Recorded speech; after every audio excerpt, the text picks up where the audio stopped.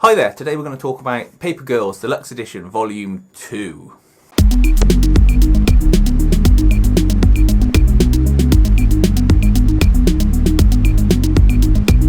Paper Girls Deluxe Edition Volume 2 is the second collection of story arcs from Brian K. Vaughan. It follows on from obviously the first edition, which I've reviewed on this channel some time ago.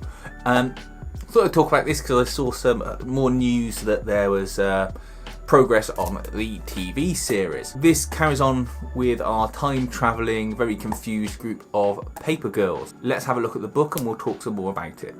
So then, this book picks up straight after the end of the first deluxe volume with issue 11. Now, this one sees the girls stuck in a prehistoric time and they're not very happy about it, as you might expect. Trouble is, in this time there's some scientific things that are going on. There are sort of rifts, tears in the fabric of time. People who should be sort of Neanderthal-y have got technology around their necks, and there are strange creatures that are a danger to them. Though they don't rely too much on these creatures as plot drivers.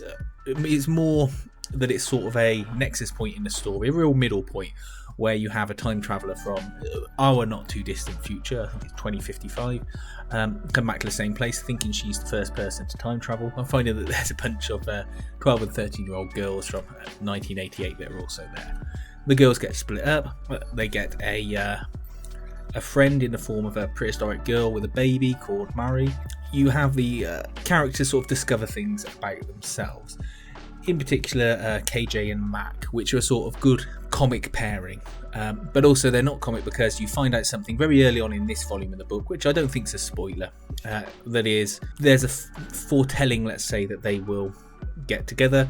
And a lot of the elements they play with these characters are Mac, who's the sort of tough tomboy one, doesn't actually have much of a good home life, and you've got KJ who's got sexuality issues. You also have Mac finding out about periods and things like that, but not in a gross way. It's very well handled. Now you also get the story moving to the year 2000. I'm not going to talk too much about that because that would then start spoiling where the story is going to go in the third volume. Suffice to say, it is compelling and it moves at a hell of a pace, but not so that it feels rushed, more that it feels realistic. Particularly as you're meant to be swept up in this adventure with the girls.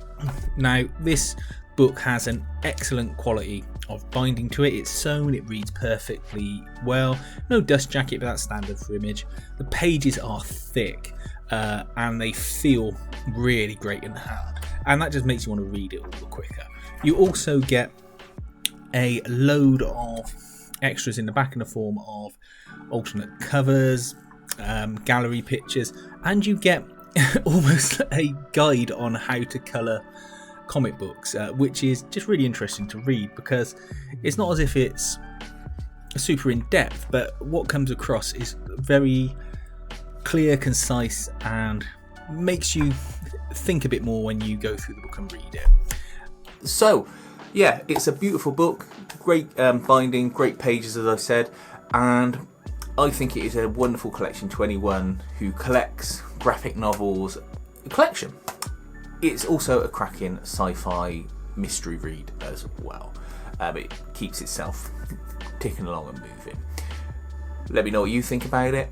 Please feel free to like and subscribe and check out the website and the Instagram, and thanks for watching.